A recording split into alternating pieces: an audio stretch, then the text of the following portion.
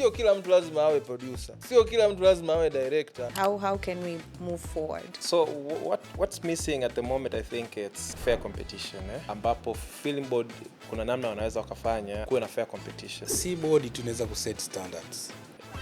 Kwa nini tumeshindwa kuset these policies? Labda mimi naweza nikasema inaanza na nyinyi kwenye tasnia. Yaani kwa upande wa Film Board, how do you guys support different companies masuala ya financing? Changamoto kubwa ambayo inaonekana tasnia hii, mabenki yamekuwa na hofu pengine kuwakopesha, kwa sababu mtu anachukua mkopo labda milioni 50, afu anakwenda kununua gari.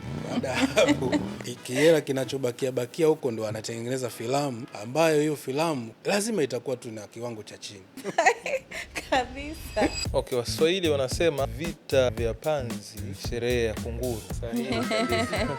Kweli. Unaanza G-Wagon, mwenzako anaanza baiskeli.